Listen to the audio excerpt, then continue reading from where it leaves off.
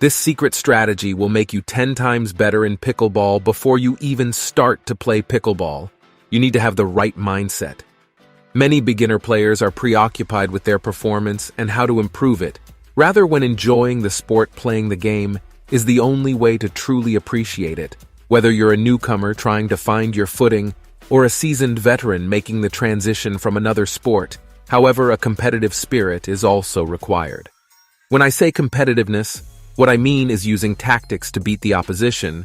You can utilize a wide variety of strategies, both fundamental and advanced, to outplay your opponent in a game of pickleball. These tactics can be employed in either a singles or doubles match, although they are executed very differently depending on the format. So if you want to improve your pickleball game, it's important to be familiar with particular strategies that will uplift your game to new levels. Hello, and welcome to Pro Pickleball Media, your #1 spot for all pickleball content. In today's video, we're going to talk about the secret strategies that will make you 10 times better in pickleball now. Let's get right into the video. When you're just starting out, you should focus on the basics. The good, serve comfortable return, and good third shot. Because of the high-stakes nature of playing as an individual, you must put up maximum effort and bear full responsibility in a doubles match, though the stakes are much higher and you must work in tandem with your partner to achieve success. Here are some of the best strategies that are going to help you improve your game. Use the soft game in order to familiarize themselves with the paddle and develop muscle memory for performing the strokes. Most novice players start by practicing long shots. Therefore, they rely heavily on the power game and staying deep in the court for most of their strokes. Beginners are more likely to use dinks and volleys than to play anywhere near the non-volley zone, since it takes a long time to develop a gentle touch and the ability to place the shots.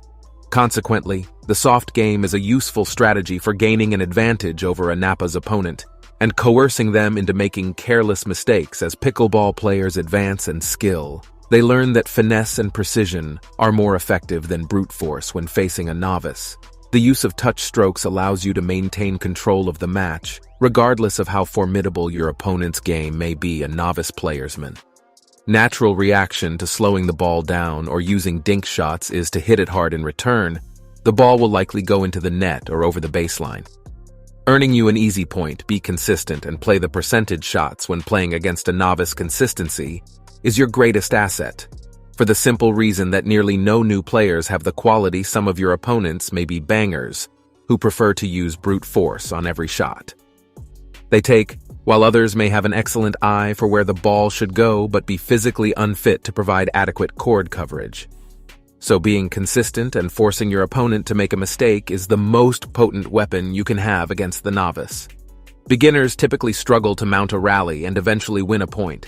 They aren't patient enough to see the game through a difficult stretch or hold out for a better opportunity to score. The odds of your opponent trying to force the issue increase if you keep the ball in play regularly and don't attempt any flashy shots. Therefore, there will be instances when the match is not of high quality, and protracted rallies are not to be expected in pickleball. Players who don't make mistakes are most likely to come on top than those who consistently hit winners. Consistency, rather than flashiness, might go far in helping you defeat your opponent. Target opponent's positioning. In pickleball, there are only 2 possible positions for a player to be in at any given time throughout a point position, either at the baseline or the foul line. There's a reason why the space between the baseline and the kitchen line is referred to as no man's land. A power shot is taken from the baseline while a soft shot is taken from the kitchen line, yet both are legal in a game. Inexperienced players frequently make the same mistake of not being in one of those positions. Keep an eye on your opponent's positioning. If they are a novice players, since they are probably not in the best position to win, you should have an easy chance to do so when a player is stationed near the baseline. For instance, the majority of the shots they return will have bounce once and land below their waist. However, if you're standing at the kitchen line, you can expect a volley in response while in no man's land. However, an opponent has a better time hitting strokes that are more difficult to return because they are closer to the opponent's feet. If you manage to make contact with shots that land at your feet, your return will likely be erratic at best. When your opponent is in a neutral zone, a cross-court dink is a surefire winner due to the extreme difficulty of returning the ball. As a result, it is essential to keep an eye on the positioning of the opponent, as there is a high probability of easy points being available. Now, before we move ahead to talk more about interesting strategies, please take a second to like this video and subscribe to our channel so that we can keep bringing more informative pickleball content to you. Your little contribution means a lot for us. Add spin to your shots. As we've already seen, Novi C players often make the mistakes returning with excessive force and a lack of positional awareness, spinning. The truth is a tool that might come in handy with things look bleak. Players who play only for fun often struggle with getting the ball to spin away from them, whether by undercutting the stroke or hooking. It can be difficult for such opponents to predict the direction and magnitude of spin when the ball speed is increased and spin is added to the shots. They can only handle it.